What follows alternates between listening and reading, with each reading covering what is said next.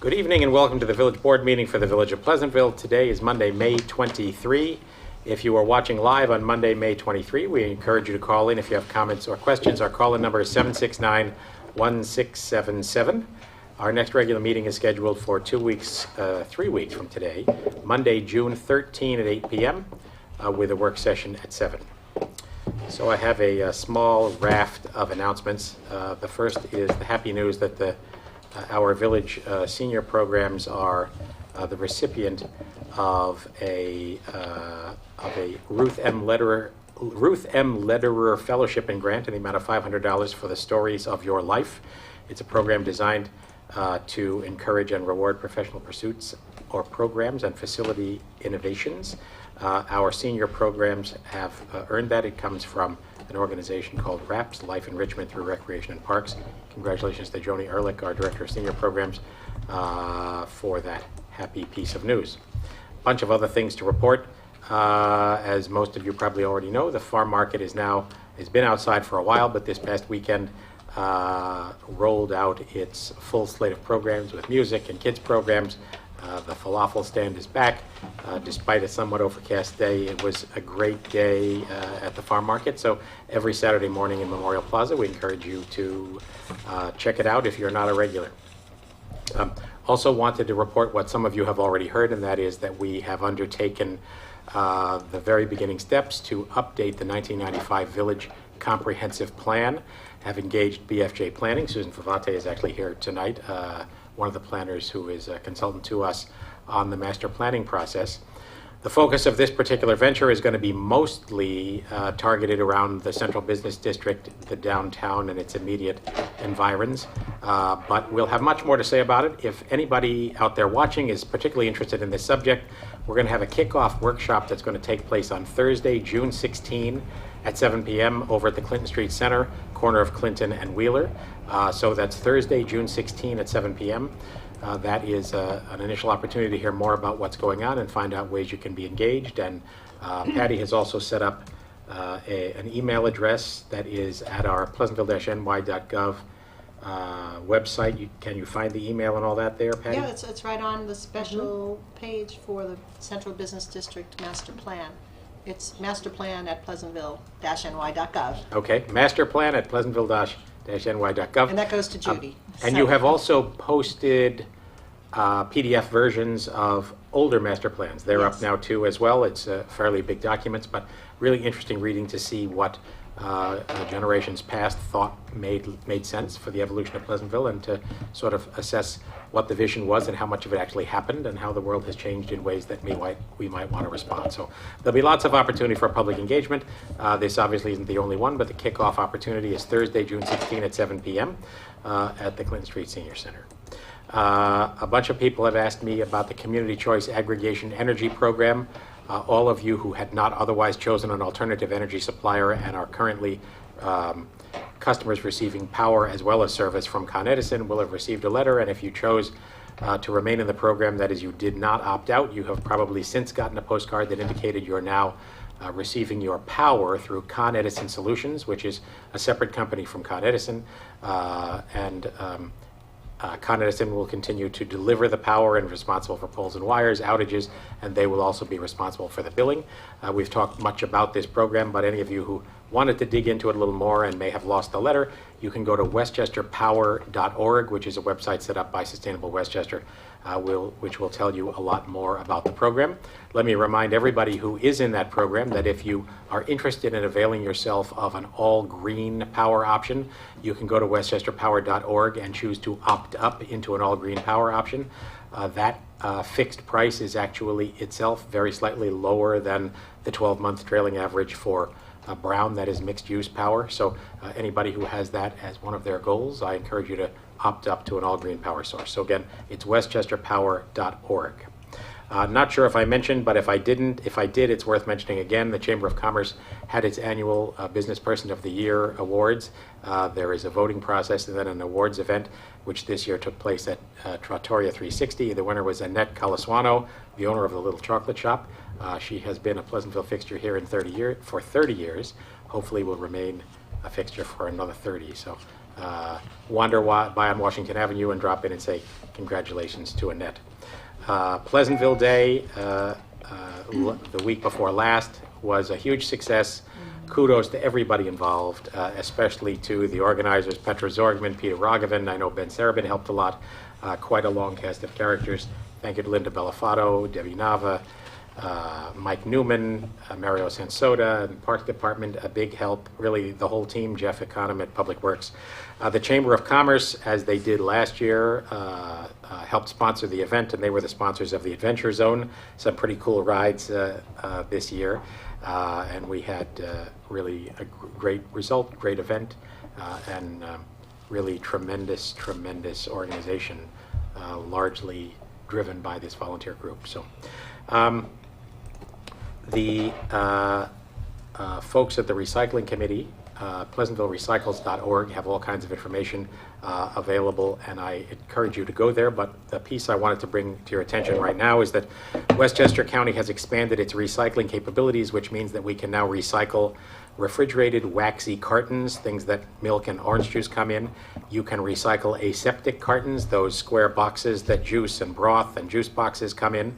They can go in the same bin with bottles and cans. On Fridays, they don't get mixed in with paper and cardboard, so it's very good news to keep more stuff out of the waste stream. So again, if you were in the habit of throwing out aseptic packaging and waxy milk cartons, rinse them out and put them in your recycling bin.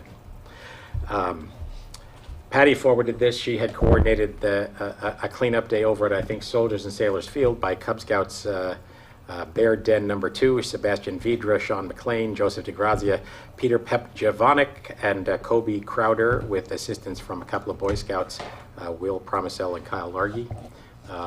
Thank you so much for all those boys helping out to clean up over the Soldiers and Sailors.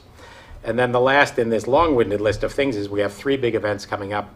This coming Monday, Memorial Day. We have our Memorial Day service, which kicks off at 10 a.m. at the World War I monuments in front of Bedford Road School, where there is a ceremony for the World War I monument, and then the annual Memorial Day Parade, which marks its way down Bedford Road and ends up at Memorial Plaza at the war monuments at the north end of Memorial Plaza.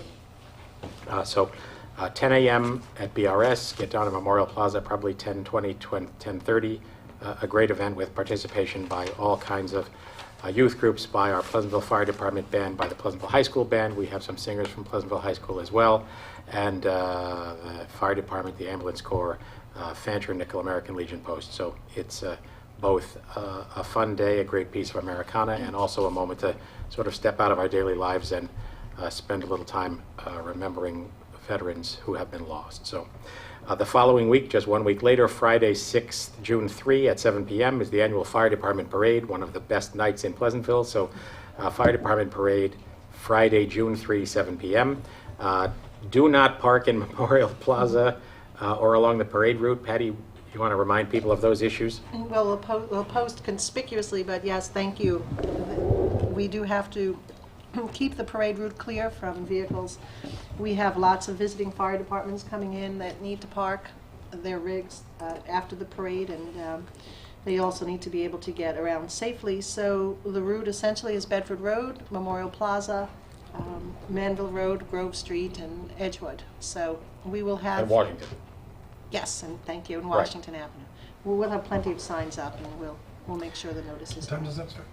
7 p.m. Friday, June 3. So, this year we need to have a special shout out to Bob Murphy, who has been the parade organizer for many, many, many, many years, as well as the treasurer for the fire department and the treasurer for the ambulance corps. And this year is quite appropriately the grand marshal of the fire department parade, because Bob is picking up his tent stakes and moving, which we still believe we have a chance to reverse, but so far no luck. So if you know Bob Murphy, and even if you don't, if you see him, thank him for really extraordinary service over a very long period of time. So a well-deserved honor to be the Grand Marshal of this year's parade. And then the last in my announcements is get yourself to PleasantvilleMusicFestival.org. The Pleasantville Music Festival is charging along to take place at Parkway Field on Saturday, July 9. Tickets are selling quite briskly, I am happy to report. a really, really great lineup, a little something for everybody. So you can find out all about it at pleasantvillemusicfestival.org and click on the link there to buy tickets. You can also buy tickets here at the rec department if you would like to avoid the service fee that is associated with buying the Ticketmaster. So going to be a great event. Get your tickets early. Happy, though slightly unhappy on behalf of those of you who wanted one, to report that Tent City is sold out. So, anybody else? I just wanted to mention Pleasantville Strong, in conjunction with Pleasantville High School, had a great event this week. They had a young gentleman who was a drunk driver, and he shared his experiences with the seniors, and this is in our efforts to talk to the kids around prom time, which seems to be a typical time when there's increased alcohol consumption. The effects of the event were really great. You could have heard a pin drop in the room. And also, I'd like to mention, too, that Pleasantville Strong coordinated some PSAs by Pleasantville High School students, and they were run at the Jacob Burns on Pleasantville Day, if you didn't have an opportunity to go. They were extraordinary. I think Shane will tell you, too, who's behind our camera, we at first didn't think we'd get any, and how many did we end up with? 11. And they were extraordinary. So I'd like to say thank you to all the students who participated in that, and for Nicole, our coalition coordinator, who's really done a great job. And lastly, it is prom time. We've been running some ads. It's a great time to talk to your child about drinking responsibly, not drinking if you're underage. So. Thank you for that. And you remind me, Colleen, I should have mentioned when we were talking about Pleasantville Day about the Pleasantville High School Art Show that took place over at the Jacob Burns Film Center. Thanks to the high school and to the extraordinarily talented students who are in the art program, and thanks to the Jacob Burns for making that space available. It not only does it add a lot to Pleasantville Day, but it's just a fabulous thing to see the incredible work that comes out of the high school, and to have it in a sort of a gallery setting. So happy news all the way around. I'd just like to chime in, too, about Pleasantville Day, how fantastic it was. There were a few changes made last year, and this year it was just great to see people staying for a longer time, and every age. I think what the new folks, were able to take a great thing and make it better by adding things for the young kids, for the older kids. You just saw people spending the day there, and it was funny. I actually ran into a couple who thought it was the farmer's market, and they were like, "This is extraordinary. You do this every Saturday." I said, "No, Just that close." there's not very much produce to buy. But you can come back next week, and you'll see our market. Right. So they were very impressed. There were parallels. The following week, Marco the Magician was back for the farm market. Oh, was he? But Okay. really, Marco, much- yeah, he's kudos to the Pleasantville that group. is for sure. Peter Rogovan, And Petra Petra. unbelievable, unbelievable. And as you can imagine, it gets a little hairy at some points, and there are always some conflicts to be ironed out, and those to guys show. deliver it with such good spirit as well as good talent. It's really impressive. So, all right, with that, do we have a motion to open the public hearing on the local law amending Chapter 185 zoning section 185-44E, entitled Supplemental Zoning Provisions Regarding Affordable Affirmatively Furthering Fair Housing, AAFFH units? More on that later. Is there a motion? So moved. Second. Second. All in favor? Aye. Welcome to the public hearing on Chapter 185 zoning. Patty, you want to just describe the nature of this change? When we were advised that Toll Brothers was going to be seeking an amended site plan, we had the opportunity to look at that plan in relation to this particular ordinance, and based on the advice of our counsel and our advice of our planning consultants from BFJ, we're recommending to the board some minor modification to the text that deals with the provisions of providing affordable housing in subdivisions and on site plans in excess of 10 units. And what we're seeking is an amendment that would enable a developer who is developing affordable units to develop those in a manner that comports with them being substantially indistinguishable from market rate units, and also indistinguishable from the exterior of other units in a development. So there is some minor modification to the text. We're not affecting the requirement to provide affordable housing units. The obligation is to provide at least one for every 10 units of housing provided either in a site plan, which would be an apartment building, or on a subdivision for single-family or townhouse or condominium unit developments. So the issue is really just one to qualify the intent of the legislation, which is to allow these to be built where they are substantially indistinguishable from other units on the property. So for the benefit of those watching, the text that we had in this section, which derives, this particular section I think derives almost directly from the model ordinance that was countywide, said, within multifamily developments, the AFFH units shall be physically integrated into the design of the development and shall be distributed among various sizes in the same proportion as all other units in the development. The AFH units shall not be distinguishable from other market rate units from the outside or building exteriors. Interior finishes and furnishings may be reduced in quality and cost to assist in the lowering of the cost of the development of the AAFFH units. That paragraph is proposed in this to be modified, and in work session we actually added a little bit of language that is slightly different from what was in the original agenda, so that that section would now read, within multifamily developments, the AAFH units shall be physically integrated into the design of the development and shall be distributed among various sizes, paren efficiency, 1, 2, 3, and 4 bedroom units in the same proportion as all the other units in the development. I'll stop there for a moment. So that is essentially the same statement that existed in the original, but now adds a clarification of what it meant, which is to say that if you have a complex that has a mix of different sizes of units, the affordable units must also be reflective of that mix. I continue then. It says, the AAFH units shall not be substantially distinguishable from the market rate units from the outside or building exteriors. Exterior finishes shall be of equal quality across all units. Interior finishes and furnishings may be reduced in quality and cost to assist in the lowering cost of the development of AAFH units. So that is, again, almost the same sentence we had before, but we have added the word substantially so that it now reads shall not be substantially distinguishable instead of shall not be distinguishable.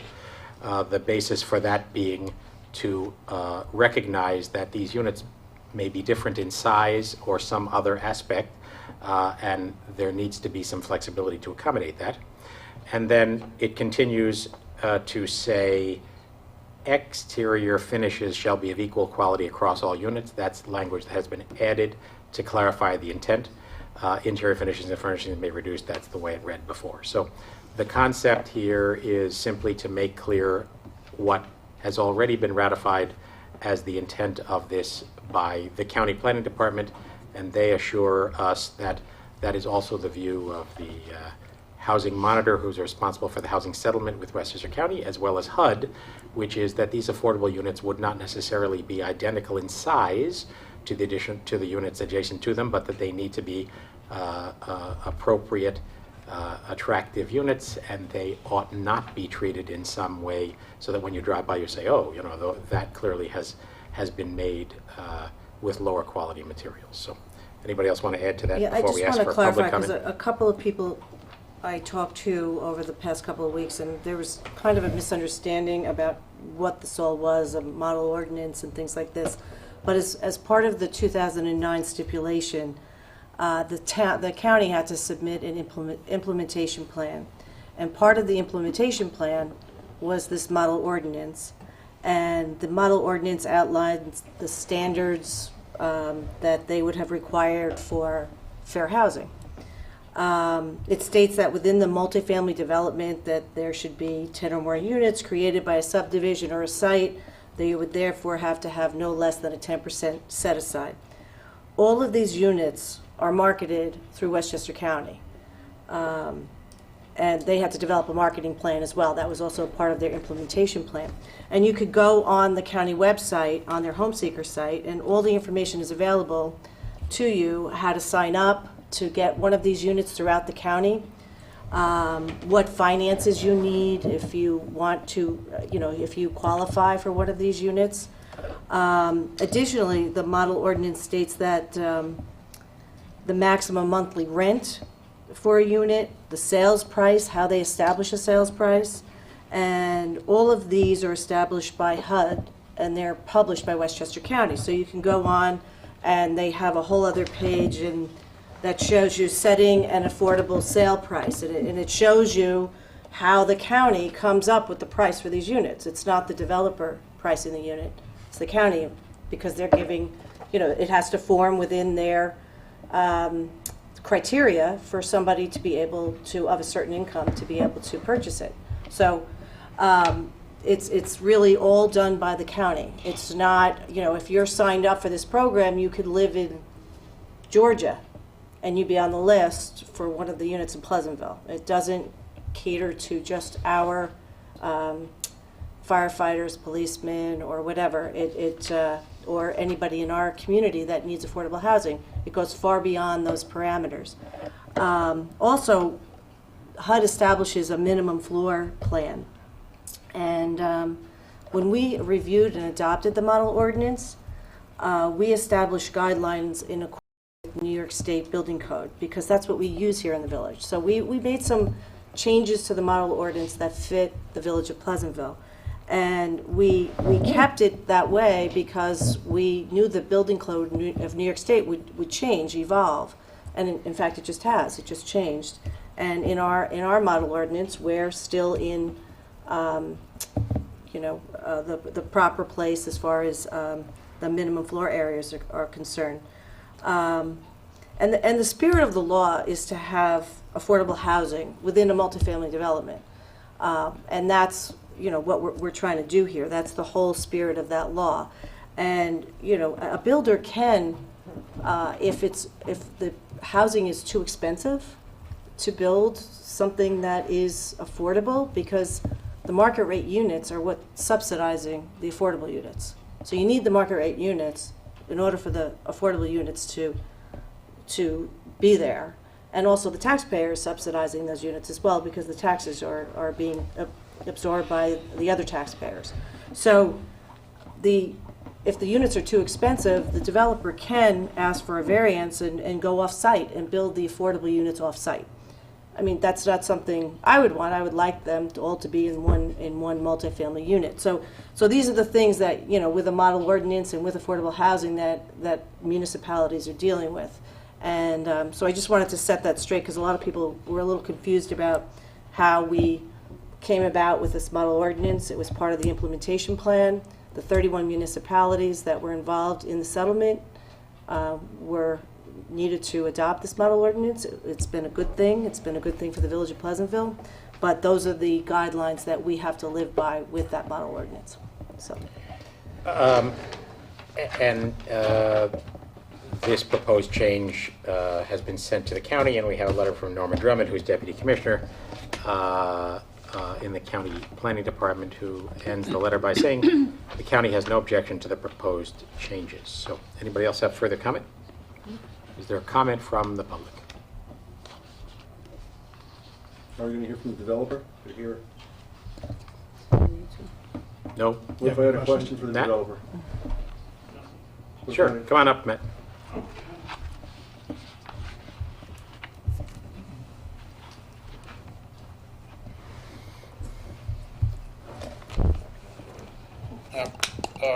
I understand Just the... state your name and address, even though we know. Matthew Renaissance, 70 Sunnyside Avenue, Thank you. Pleasantville. I understand the affordables set aside is 10% of the units. That's right. Is that 10% by number of units or by square footage of the units? By number of units. Because the idea, what I've seen of the change of the law, I don't have any particular problem. It's the issue of how it will apply to the Toll Brothers development that's already, been approved, and the affordable units are full-sized units.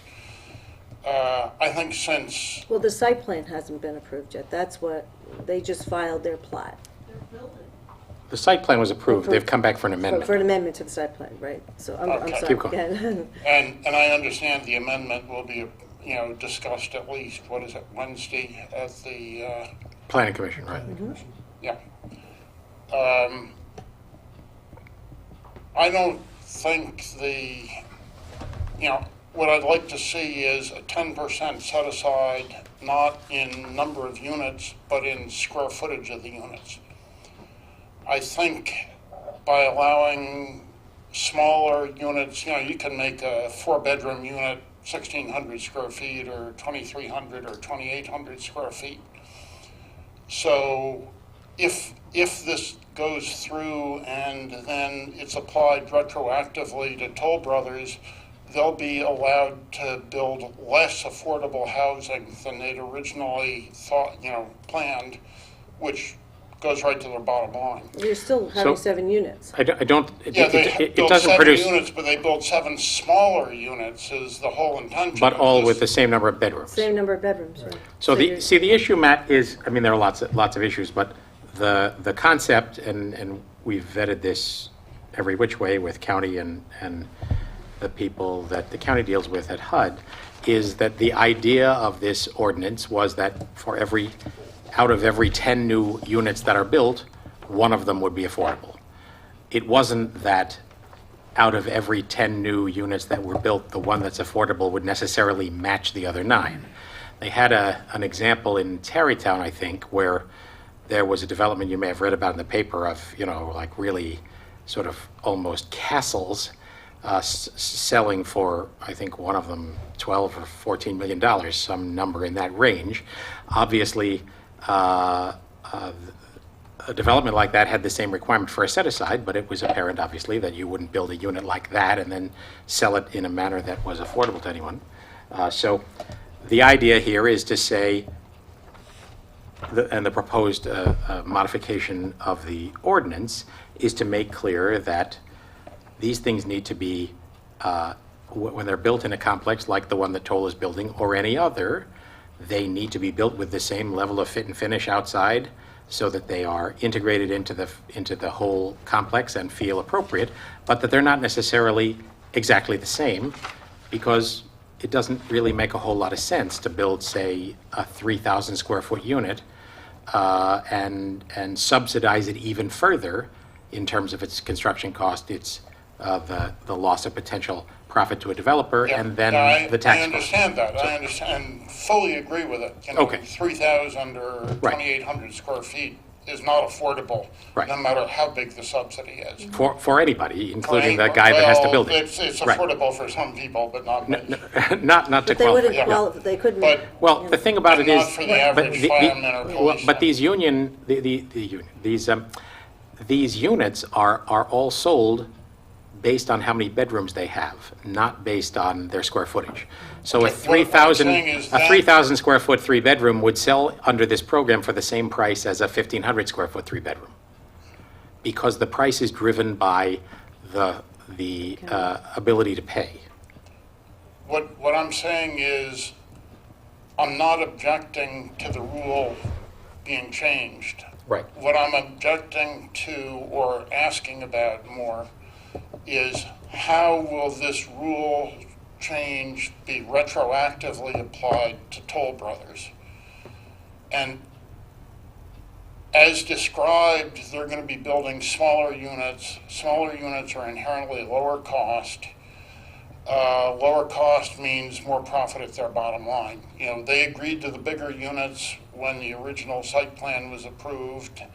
And if Village of Pleasantville is going to give them something that sends more money to their bottom line, the Village of Pleasantville should get something back for that bottom line profit.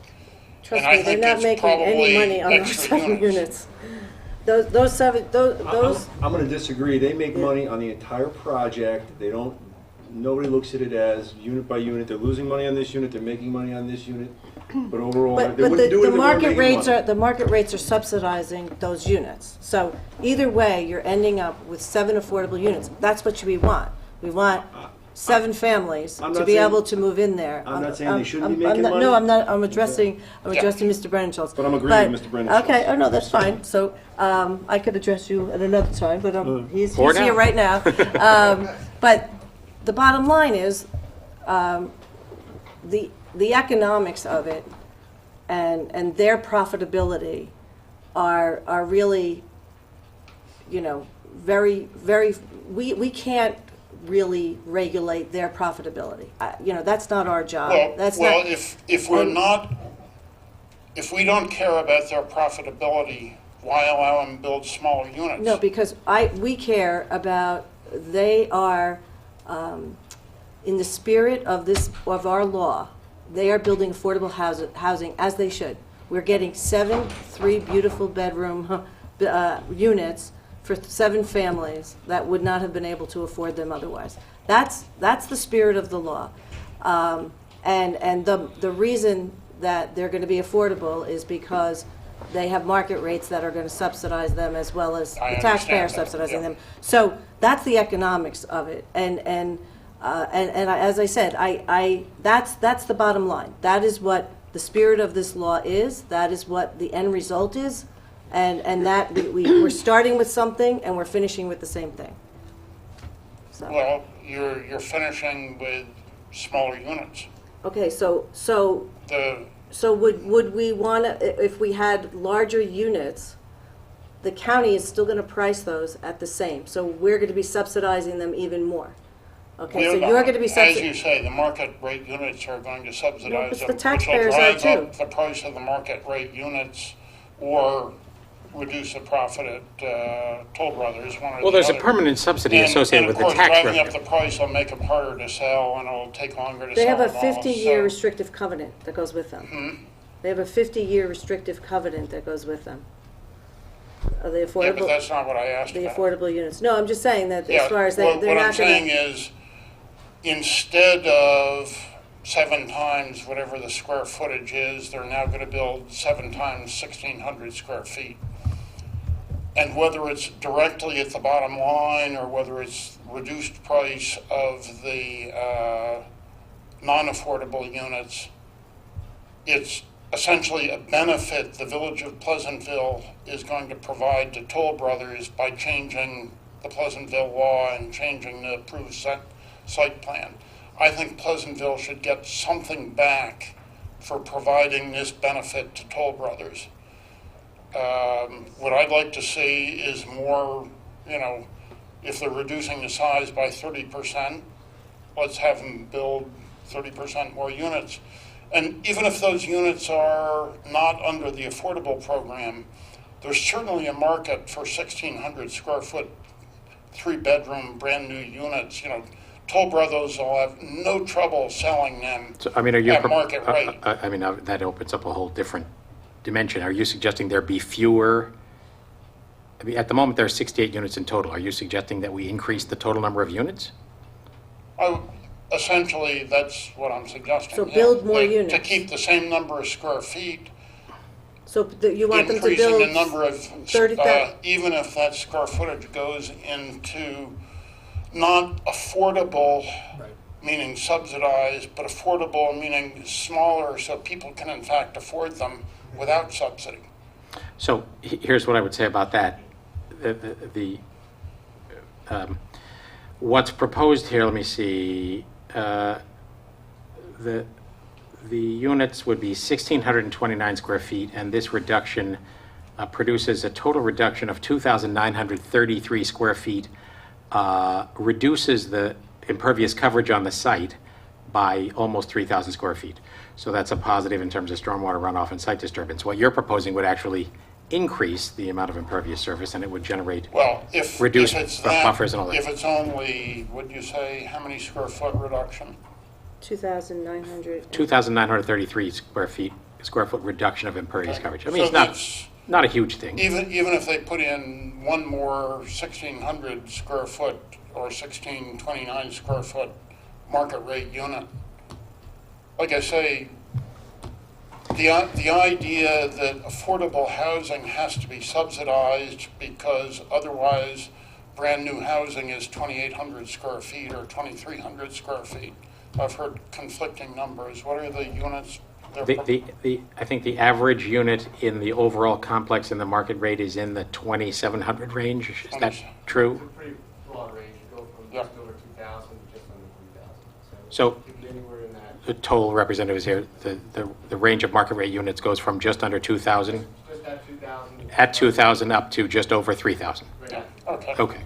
So and on average, it's like 2,700 if you average them all, give or take. Probably a little less than that. Right. So, and the affordable units are proposed at 1,629. So, I got to say, I mean, obviously, what we're talking about tonight is an issue that has arisen in the context of toll, but it's not solely about toll. It's about whether the ordinance that we passed is accurately reflecting what was intended not only by us, but by the county and the monitor and HUD in the whole program. And I think that what's clear about that, and I've asked all of those people, is that the intention was to focus on the number of units, which is to say, out of 10 new units in your community, one of them ought to be affordable. And that's being achieved here. I understand your point about Toll's previous site plan implying that all these would be exactly the same, but I don't see that it benefits the community to exact some pound of flesh about this revision when the revision is not only clearly in step with what was intended by all the forces that led us to have this ordinance to begin with, but also in step with common sense, which is, you know, these are going to be beautiful units that will be very affordable and are a great asset to the community. Well, I still believe there is a market for market rate units that are not huge. Well, so as the toll rep just told us, the the- smallest units are just under 2,000 square feet. Right at 2,000. At 2,000 square feet is the smallest market rate unit. So, you know, again, it's ultimately not really our business to micromanage developers' Well, it's also response to the market. Not your, I mean, the village is talking about giving Toll Brothers as a free gift the money that it would cost them to build 2,900 That's square really feet. not. of We're I don't know talking that I would about our call it model a ordinance free here. gift We're here. We're not giving anybody a free gift on anything. This It sure this looks is to like- clarify our model ordinance. That's what it's about. You know, Okay. it's like the mayor said, it is a win-win for our village to be able to offer 7 beautiful, affordable units in Yeah, but that we're development. already doing that. Whether you modify the ordinance or not, you're already doing that. And what would be the logic What would of be- forcing them to build units that are Because 7 is a drop in the bucket. totally, but recognize And that buildings, if it's turned to 8, well, and the 8th is affordable in the sense that it's lower cost because it's not as big and the internal things, but still market rate. I mean, With no covenant. they on have it. market They'll- rate. They'll sell that first. They will, but if you're proposing to add another unit and make it 69, Yeah. then we're back to the races with the site plan approval and the wetlands and encroachment into buffer zones and all of those issues that were exhaustively discussed. No, you're not, because the site plan, if they build, let's say, one market rate unit identical to the planned, the new plan, affordable units, the total project will be smaller.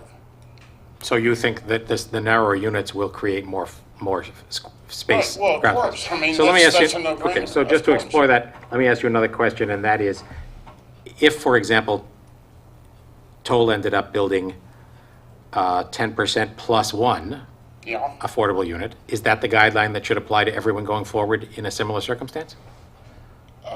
Since this has been in the planning stage for years and Toll Brothers knew what they were going to have to build, I mean, it should be the rule for anybody who wants it applied retroactively. For Well- any new project where they can figure, oh, we can build smaller ones, then, I'd like to see it the rule. I think 10% is not enough, but that's not Okay, an so- argument to, Well, I mean, it is an argument. What you have to recognize about the 10% set aside is it's an expensive requirement. It costs money all the way down the line, and it costs money every year in terms of lost, quote, potential value to the tax base. I don't say that to argue against it, but I do say it to mean that in almost all of these developments, there's taxpayer money involved, and there certainly is taxpayer money involved in terms of reduced taxes, which are levied based on the affordable value as opposed to the market value. And all of those are steps that have been exhaustively discussed, and we've agreed to this and have passed it and have a 10% set aside. You and I might say 10% is a drop in the bucket and 20% would be great, but simply saying that means millions of dollars to make it happen. So part of what this program reflects is a compromise among all of those reasonable issues, many of which compete, to say, sure, on one level it's a drop in the bucket, but it's not a drop in the bucket in comparison and nothing happening at all. So,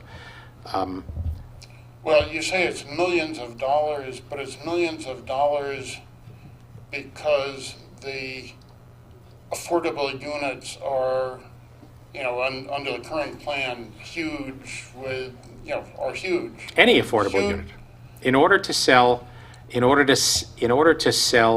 an ownership home, say a 3-bedroom ownership home, Bless you. the person who qualifies can only spend, I haven't got the numbers in front of me, in the current 2015 numbers, and they could change, something like $1,900 a month, all in, on their housing costs.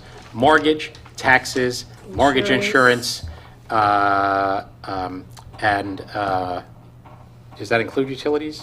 Even if it Yes, doesn't, whatever, utilities. utilities. So, as you and I well know, virtually everybody in Pleasantville is spending more than that every month on their taxes alone, or approaching that kind of a number on their taxes alone. Certainly not virtually everybody, but there is a major subsidy in order to make this happen. So it's not, and mind you, this same rule applies. We have a project going on, as you probably have seen, on Washington Avenue at the corner of Edgewood, a 3-story building with offices on the first floor and 16 units, is it above? Again, there's a 10% set aside. 2 of those units have to be affordable. So I may have the numbers a little wrong, but that's the concept. So I've read about it. I've read it in the this Examiner, so I this don't take that as applies fact. to big projects, Pleasantville big, like Toll. It applies to any project with 10 or more units, and it would apply to anything that happens in the future. And so I think all of us are mindful about the reality that whatever you think about the sequence of events, and I totally share your view that this is discussion would have been a whole lot better to be having a year ago during the site plan approvals. But that said, I don't think we're dealing with any kind of Machiavellian scheme here. What we're dealing with is the reality that when Toll was before the Planning Commission, everybody agreed. We haven't decided exactly what affordable units will be, but we'll come back to you and clarify that. That's what's happening now, and on that same occasion, they proposed to make them 1,690 square feet, whatever. Still dramatically bigger than the minimum for a 3-bedroom home, and honestly, these are going to be homes that any one of us would be very happy to live in. Yeah. So, it's a net win for the community at a big scale. And if you try to take that program and turn it up to a higher volume, requiring more from a developer and requiring more number of units. Well, no, I'm not requiring more in terms of affordable units, meaning heavily subsidized. I'm saying in exchange for this gift of less space they have to build, less subsidy, as you say, it's also less subsidy for the village in terms of tax, less whoever else. Put in an extra market rate unit of, if in smaller, simpler finishes, but market rate, so there's no subsidy either by Toll Brothers or the village. Can I in terms of just tax. say something? Overwhelmingly, when we listened to this whole project, density was probably one of the biggest topics that people talked about, and we were looking to reduce the number of units where we could, not increase the number of units. And I think Toll is putting together beautiful, affordable units, and so by making them a little bit smaller than maybe what was originally, in the plan, is, leaving us with more open space. I'm not interested in building more units, here. We had wanted to get it down from what it was. I don't remember what the number originally was either, but we brought it down. So I appreciate what you're saying, 72, yeah. but I think that as far as the people who contacted me on this board, people wanted less units, less density. So I don't think I wouldn't really be interested in putting another unit on this property because I think we have plenty, and I think it's okay to take a little space from what are going to be really spectacular affordable units for these 7 families. So I agree with that, and I honestly think, and I'm not inclined to ask them, but I think Toll might be very happy to add another unit. But Review the map. because that would be one more unit to sell, but nobody's trying to rejigger the whole thing here. And honestly, what's before us is not actually the Toll-specific thing, but the recognition, as has come to our attention, that our model ordinance needs to make clear that it wasn't intended by anybody that these units would be cookie cutter exactly the same, and that if you build a 5,000 square foot house, you have to build a 5,000 square foot house and sell it at an affordable rate. That It's just not. defies the way to logic do and it doesn't make sense. So I'm feeling like amid the regrettable fact that this is coming up now, I don't know honestly why the county didn't reflect this back to us as they started hearing this problem cropping up in some other communities so that everybody could deal with this proactively. But here we are through this constellation of circumstances, and I do think that our goal is, just as everybody has said, to make sure that we have that code that requires a 10% set aside, and we end up with one great unit for a family It's for usually every 9 markets. Because a lot of developments of this size and of this expense, the affordables are usually done off-site. And that's, in my experience, that's what they've done. So you'd go and they'd buy another piece of land somewhere else and just put the affordables over there. It's really not what you want here. I mean, in my opinion, I'd want the affordables mixed right in with the market rates. Which is what we have And here. which is what we have. And that it's a good outcome. So does that, I don't know if it addresses everything you said, but we tried, does it? Yeah. Okay. Well, like I said, I don't agree with you, but it's, Okay. in practical terms, you've obviously made your decision, so. Well, I mean, we're happy, believe me, I've talked to a lot of people, you included, on this subject. No rush to judgment here, but I have to say, absent something new coming to my attention between now and the vote, which is the first of our resolutions, I do think it's appropriate for us to make this change.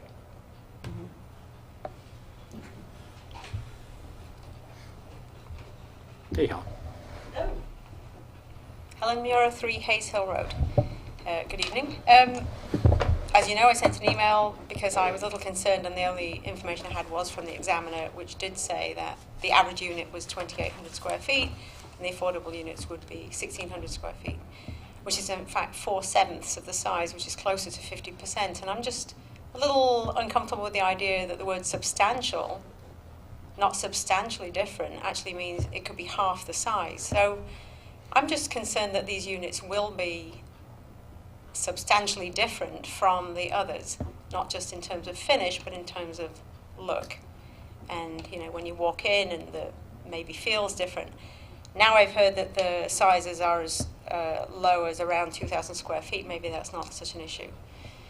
But I did want to come up anyway because if this had been in the original plan, then there would have been an opportunity perhaps to keep the footprint smaller and to not have taken all the trees down at the north end of the property and to have left the wetland alone. And I have terrible regrets about this. The 0.7 acres of wetland that have been encroached upon was 0.7 acres of the wetland, not of the whole property, which is what a lot of us had stuck in our heads. It was an 18-acre parcel. What's the problem with 0.7 acres? But the wetland's really compromised, and I'm very unhappy about that. So it would have been nice to have this in our pocket, so we could have said, well, why don't you just squish all the units up over there? And in fact, it's something I brought up when we went through the discussions, is why can't the units be smaller? And how are you going to make the... How is the wetland compromised? Because when you take 0.7 acres of what is really only a couple of acre wetland, you've reduced it by enough that it doesn't function as a wetland anymore. There's an edge effect, the fact that you've built across it, and the wetland actually should have been mapped out a little bit bigger. There's different So you're saying delineators that you can use. did they built on the wetland? Yes, that was part of the agreement. Okay, so, I I'm not don't. disputing that. No, I just, Yes. Right, right. No, we are disputing that. you are disputing that. I think you're referring to the buffer, not the wetland. Right, because you can't build on the wetland. The buffer of the wetland, are you talking Yes. about? I'm talking about the Okay, buffer area, not okay, that's a different story, so. Yes.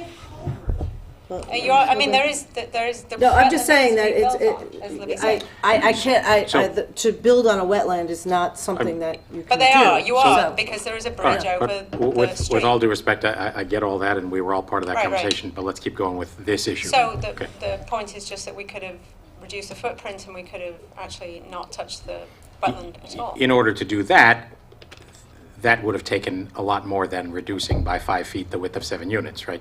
You're saying reduce all the units. No. No, I was just saying that there would have been, if with 7 smaller units, it could have been opportunity. Maybe they could have actually been kept on the southern half of the property or southern 2/3 of the property. I don't think we're talking about a material change in Yeah. the footprint here. Am I right that it's 5 feet narrower? 5 feet, So right. all 7 of them, if they were all in a row, produces 35 only feet. 35 feet difference. Is that, I don't think that's a material difference on a site of this size. No, it doesn't sound like it. Right. I think what she's just saying, I don't want to paraphrase her, is that it would have been great to have had that conversation then. Because then I it could get have it. been part of the I conversation. do understand that. Right? And I do, so my biggest comment is I do want to understand that the word substantial, not substantially different, really should mean that, not almost 50% smaller. So as long as there are other units in the similar size, I think that's okay. Yeah, it's- Okay, and I do it's too. closer. Although, let me just, yeah, that's enough said, yes. Thank you, Helen. Anybody else? I have a question for our planner. Sure. Susan? Yes. What was the impetus for? Can you come to a mic, Susan? Yeah. Susan Favate from BFJ Planning. Here, you can come over here, or wherever you want to be. Susan Favate from BFJ Planning, our consultant planner, not only on the master plan, but also on this particular project. She's the consultant to the Planning Commission. Have I accurately described you? Yes, thank you. Hi, Susan. Hi, Joe. My question is, what was the impetus? I heard what Patty said, and we had a little bit of a discussion before the meeting and work session, but what was the impetus for these changes? The impetus was they came back with the smaller size, and the discussion wasn't really about the size of the units. I think what we understand from the county, and you've paraphrased that quite well, is that there is not an objection from a policy standpoint of having a smaller unit be affordable. I think it makes sense logically and it makes sense economically.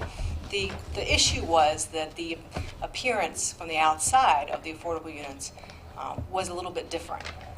And your ordinance, as it's currently written, doesn't give any flexibility, doesn't give any wiggle room for the Planning Commission or you to make the decision that, okay, it's a little bit different, it's maybe slightly noticeable, but the overall effect is a unified development. The overall effect is that the exterior finishes are the same, they're of equal quality, it's okay. But So, and just your interrupt, ordinance I didn't mean, give that kind of an out. The differences are the fact that it's a little narrower, and that changes the fenestration and the garage doors. It's a little bit narrower, and Right. so the garages are a little bit narrower Right. than the market rate. And that was really the crux of it. And we ran up against the fact that your ordinance, unlike many other parts of your code, doesn't offer cut and dry. any way to vary that or to waive it. So we were suggesting, and I think you've followed through with this, adding some kind of flexibility. And then the other change, the parenthetical addition, is actually straight from the county's model ordinance, and for some reason when you all adopted it, you didn't include that, and it's helpful just for clarification purposes. This it references efficiencies in 1 and 2 and 3 and 4 bedroom units. I'm assuming in this development there are no efficiencies. They're not. That's I not don't part of believe this. so. And probably not 1 bedrooms either, right? No. All 2, 3, and 4. Yeah, so we, for the purposes of going through secret, we assumed. Okay. We need Sorry to to- ask I'm you. sorry. I don't mean to. Yeah. If you come up, it'd be Yeah. helpful because I just have. a Nobody at couple home can questions hear and you. it's Our massive at-home audience, which is actually bigger than you might guess. James Fitzpatrick with Toll Brothers. Yeah, for the purposes of going through SECRO, we assumed an average of a 3-bedroom unit. So there may be, we do have options that allow people to have 2 bedrooms and dens with bigger lofts, and we do have some options that add a 4th bedroom in absence of a larger sitting area in a master bedroom, but we're assuming that the average is going to be 3 bedrooms, so. In other words, you modify this unit based on what the buyer wants. Correct, we don't spec build our units, and I think we've made that clear going through But the secret so the process. affordable units are distributed the same, they're on average 3-bedroom, They would be all 3 bedrooms, yeah. All 3-bedroom, all 3 because those are going to get sold. You're going to build those before they sell, Yeah, I would assume so. as you build the As we buildings. build the job out, Right. correct. And just, if I'm not mistaken, Susan, that because we follow the New York State Uniform Building Code, their minimum floor area requirement for a 3-bedroom is 1,000 square feet.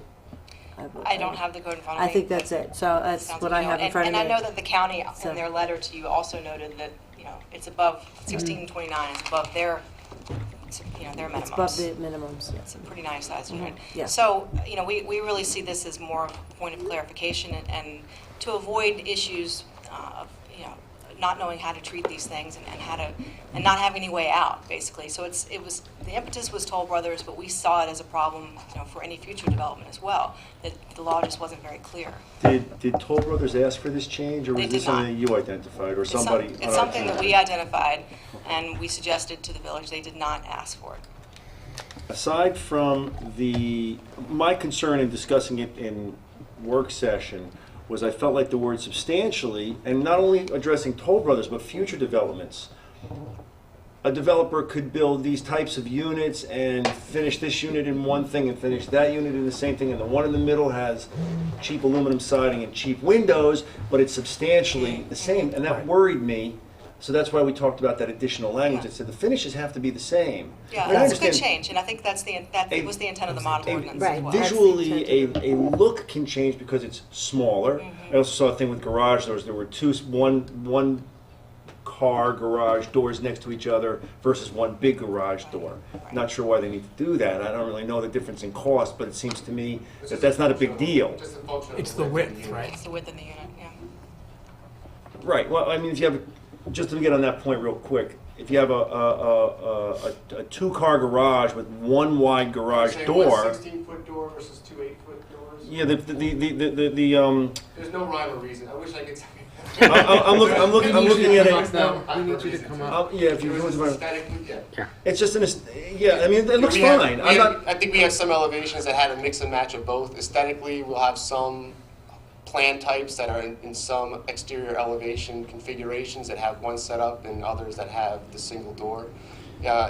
My personal preference, I think the single 16-foot door looks cleaner across the entire community than the. Yeah, that's a style. but I just don't want style people, question. and I don't think you're going to. I mean, I can see what the renderings look like, and I can see why economically it wouldn't be in your interest to do it the way I described. Shane, can you zero in on that? I don't know how that will give people at home a little better idea. But I'm just concerned about. This ordinance applies not only to you; it's going Sure. to apply to other I developments. can give you just a quick. I don't want anybody to be able to. This is how we got to where we were. So, going through the site You get plan it? approval process, you understand that there's going to be an affordable component on the job. So, up front, we made it very clear that we're not looking to take these units and segregate them, not even off-site, but just to some corner of the project and make them their own thing. We're going to integrate them into the job as we build the job out. That's important to the county. We think it works better that way. The second part was that this is a fee simple subdivision. It's not a condominium. So you are locked in by the lot lines that you draw on a piece of paper. So for the purposes of going through SECRA, not fully knowing exactly where the units are going to be, still having to disclose the locations of those units to the State Attorney General's office, you don't want to box yourself into a corner that you can't get out of. And our thought is, if we're taking a unit that's 25 foot wide and making it 22 or 20 feet wide, it's much easier to contract our footprint on a site plan than it is to expand that footprint out if we had thought we were going to put it in one place and then have to relocate it to another place. And that's it. I mean, that's why we're Yeah. So when we came in with 25-foot envelopes to really, for all of our This is the lot biggest lines. it's going to be. That was your original plan. This is the Right, biggest and we it's can going to be. still, you could get a 1,600 square foot unit in that 25-foot wide lot, but it's not going to, the roof lines are going to start to look weird, the depth of the unit's going to start to be off, and you don't want that either. I mean, it has to look right. So proportionately, you have to narrow the unit in order to keep the other aesthetic features in line with the adjacent units. And I think you've done that gracefully. So. And it is fully your intent, I'm sure it is, and I know it is because I can see it on the drawing, but I'm just going to ask the question anyway. The exterior materials, the faux stone or real Sure. stone, whatever it's going to be, the roofing, the siding, the windows, Yep. all that stuff is going to be the same. Correct. All the exterior, whatever Yep. you see on the outside, Yeah, those finishes are the paver same. walkways, bluestone stoops, hardy plank siding, stone veneers, Anderson windows. So yeah, all be the same. Susan, I do have one more question for you. Thank you. Thanks. One more question for you. There was a discussion earlier about the fact that our ordinance, as it's written and as it is going to be amended, but it has nothing to do with the amendment, says that they have to be integrated throughout a development. And there was some discussion that perhaps a developer could actually get some sort of a variance from that and build off-site. Are you familiar with anything like that? Is that right or is that not right? Yeah, that has happened. I know Mindy's up around where you're familiar with too, and particularly in the northern parts of the county. I think that they would, under your ordinance, need to have a variance in that A regard. zoning variance from a zoning board of appeals? No, Or is there a cap- they have is to there a different pass level? the village board has to pass a resolution giving the approval to move them off-site to another site. And the county has to approve it as well. So as written, though, as it's written, aside from a variance or some change in the law, which always could happen, Right. as it's written, developments are supposed to have units integrated in, Yes. as these, Yes. as Toll Brothers is doing. Yeah, the Okay. intent is so that you can walk throughout the neighborhood and not say, that's the building with all the affordable housing. Right. Right. They're supposed to be part of the community. So that's the intent of the policy, and that's how your ordinance is written, and that won't change. And I would say that the toll renderings, as you have already pointed out, make clear that that has been achieved. That's right. Thank you, Susan. Thank you. Anybody else? Any callers? Is there a motion to close the public hearing? So moved. Second? Second. All in favor? Aye. Motion approved. With that, the resolution, Steve. Okay, so Peter already read the language that we're going to be adopting, but I will read the resolution first, and then I'll read the language that we're going to replace the existing code with. Resolved that the Board of Trustees hereby approves a local law amending Chapter 185 zoning, Section 185-44E, entitled Supplemental Zoning Provisions regarding, as it says right now, affordable affirmatively furthering fair housing, or AAFFH units as follows. What we're going to do is delete the language, the existing language in that Section 185-44E. Oh, yeah, that's a good point. In the resolution we have, guys, we go from 185 to 184. Do you see that in the resolution? We're actually changing Section 185, right? 185-44. And in the actual And the- resolution, we're changing 184. I think we just have a typo. That's an error. See that, Judy? It's section, right, got it. So we're going to change the title of that section now to Section 185-44E, Supplemental Zoning Provisions Regarding Affirmatively Furthering Fair Housing, AFFH, to correct that acronym. And then the language will be as follows. Unit appearance and integration within multifamily developments. Within multifamily developments, the AFFH units shall be physically integrated into the design of the development and shall be distributed among various sizes. We're adding language efficiency, 1, 2, 3, and 4 bedroom units in the same proportion as all other units in the development. The AFFH units shall not be substantially distinguishable from the market rate units from the outside or building exteriors. Exterior finishes shall be of equal quality across all units. Interior finishes and furnishings may be reduced in quality and cost to assist in the lowering of the cost of development of the AFFH units. Is there a second? Second. Any further comment? All in favor? Aye. Aye. Motion approved unanimously. 96, Mindy. Sorry, I didn't get there fast enough. I gotta go through all of this. I wasn't ready, I was reading along. The pre-check register dated May 23rd, 2016, covering check numbers 2788 to 2789 and 83354 through 83470, has been reviewed and they are hereby approved as listed below. The general fund, $102,929.41. The water fund, $108,191.29. The capital fund, $40,703.52. The refuge fund, $11,154.29. The pool fund, $7,177.25. The trust and agency fund, $2,374 for a total of $172,529.67. Is there a second? Second. Comments or questions on the check register? All in favor? Aye. Motion approved. Colleen, 97. Resolved that the Board of Trustees hereby approves the request from the Pleasantville Soccer Club to use Parkway Field on June 8, 2016 from 6 p.m. to 10 p.m. for their annual volunteer appreciation barbecue, and additionally approves the use of a barbecue grill provided by Tailored Menus, Inc. Is there a second? Second. Comments or questions? Have a great time. All in favor? Aye. Aye. Motion approved. 98, Joe. Resolved that the Board of Trustees hereby approves the proposal agreement from Virtual Towns and Schools for the redesign and conversion of the village's website at a cost not to exceed $7,500. Is there a second? Second. Patty, you want to give the summary sketch here of the proposal we have before us?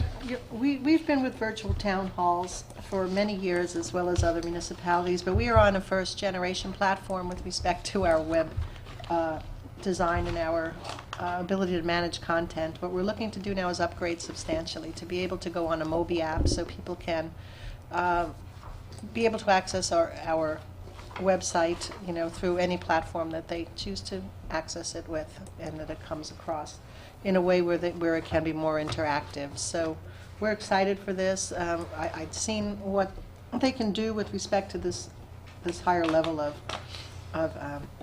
service, and I think it's something that, from gaining an understanding of the sophistication of our constituents, people would really appreciate having this available in terms of a means to communicate with all of us. So we would like to enhance our website and our presence on the web, and we think that this is a very good way forward for a reasonable price.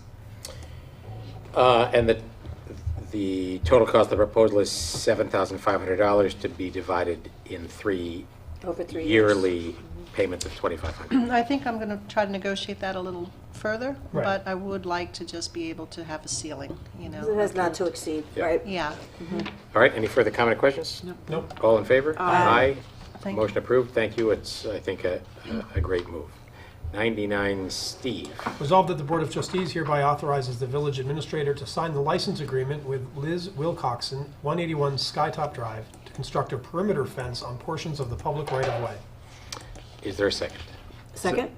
Patty, this is Yeah, a this circumstance, is right? I'd be happy to explain it. We get these requests on occasion from people who are looking to either just better define, some frontage issues on front yard, side yard lots, and also to install fences. Sometimes people have encroachments with hedge lines and the like, but this is a corner lot, and the residents are asking to install a fence that, would be essentially encroaching on the right-of-way at the corner of Skytop and Summit. Now, the encroachment is not significant. It's just a few feet, and in proximity to where they believe there would be a better opportunity to do an elevation and to avoid the corner site triangle. So it's not offensive. We know that there's similar fences across the street from this site and also on the street itself. And it would be keeping in good taste in terms of the style and the quality of the fence that they're considering. I did have an illustration of it, but it was small, and I don't think we got it into the packet. There's an illustration with the packet of their survey, and then there's a red line drawn where it appears they want Right. to put their fence. Right. I had a picture of the prototype of the fence. It's a white picket fence. Okay, any further comments or questions? Yeah, I noticed, I was looking, I said this before in work sessions, so it's nothing new, but I just want to say it for the record and ask Patty. When you look at, there's a very nice, clear street view on Google Maps, you can see, and there's a little swale at the edge of their grass where it meets the actual pavement.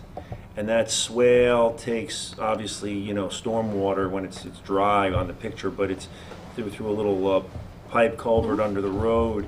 We just have to make sure, I want to make sure that this fence doesn't in any way impede that or impact drainage or, somehow cause that to not function properly, so that the fence can't be, on that swale or Correct. somehow impede. It's not Drainage. showing on their site plan, but I'm aware of it. The homeowners are as well. They had pointed out that they know that there's a storm system there, and they will not be impacting that by putting the fence anywhere on or near it.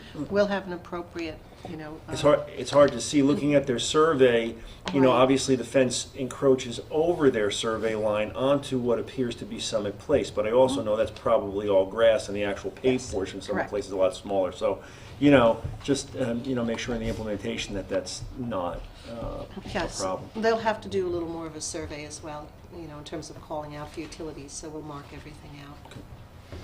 All right, and again, in these situations, we have a revocable agreement. So, any further comment or questions? All in favor? Aye. Aye, motion Aye. approved. 100, Mindy. Resolved that the Board of Trustees hereby amends the master fee schedule to add the following: Section C, street opening permits, inspection fee of $250 per hole to ensure proper backfill and restoration. Is there a second? Second. Jeff Econom, our Superintendent of Public Works, has requested that we add an inspection fee because of the difficulty we've had in ensuring that holes in the road are properly restored with proper backfill and to capture the expense of keeping on top of that. Comments or questions? All in favor? Aye. Aye, motion approved. 101, Colleen. Resolved that the Board of Trustees hereby authorizes the mayor to sign the tax warrant for the fiscal year 2016-2017.